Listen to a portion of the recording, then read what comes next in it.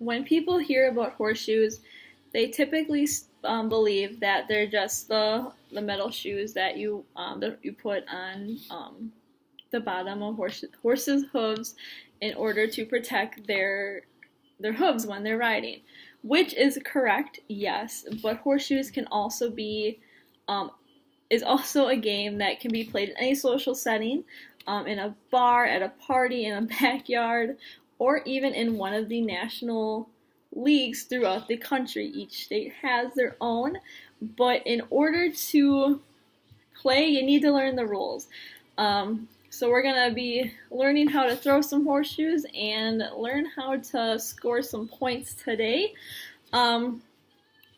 So back in the 1900s, according to the National Horseshoe League website, this is when the game was actually founded and the league was actually started. But unfortunately, they didn't keep score. They didn't really keep track of their teams, their points, and everything like they do today. So that's when that started. The game originally started over in Europe, like I said, in the early 1900s, and then it came over to the United States in about the mid 1900s, I want to say, 1940s, 1950s. So then that's when they started to be more popular. Leagues were forming, teams were forming, and then they started keeping track. So that's when that happened. Most people like to play it for fun in the league, on teams with friends or family. But then let's go into about how the game is played, how it's set up, and how to describe what the pits are like, or what it takes to actually play. So for each field per se, you get 4 pits, and so each pit is a rectangle, basically a sandbox. There is a white pole in the middle, and then you have a backboard.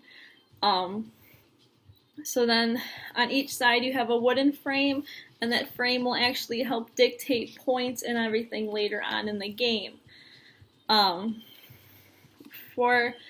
There's the men's league and there's the women's league. So in the women's league, there are actually white lines painted on the field about, I want to say, 2 or 3 feet away from each pit, and you can go up to that line and throw. Men actually have to stand back at the pit level, because of according to the website, men have more strength and more willing to throw further. So I mean that's the pit setup. That's how the game is played. You just take a shoe, line up where you want to stand, and then just throw it, and hopefully you make the pit. Now finally, I'm just going to go into the points and the shoes and how to basically score. So you know how to be like, hey, this is X amount of points, how to cancel points. So each game you play up to 21 points. It's okay to go over. That just means that sometimes you're going to keep playing until you get to 21, or you're going to end up going over, but that's totally fine. So for the men and women throw the same weight of shoes. That's the only similar thing between the two leagues. And then how to score, it's the same thing as well. Once you throw a shoe, the closest shoe to the white pole is the point.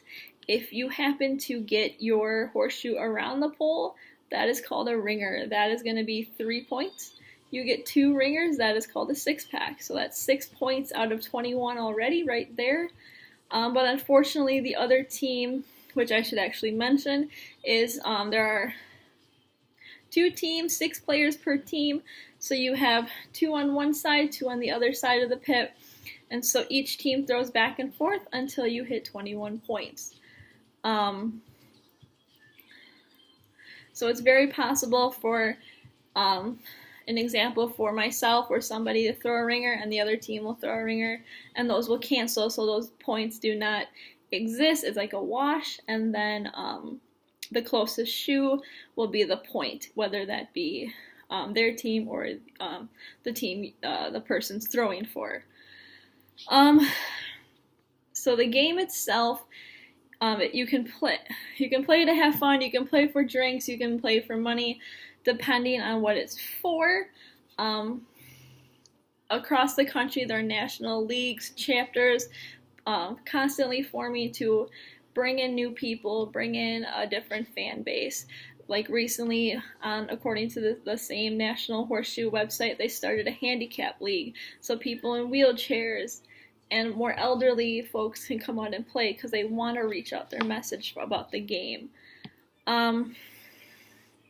Basically, if you're looking to find a new summer sport, you can certainly look on the Horseshoe website.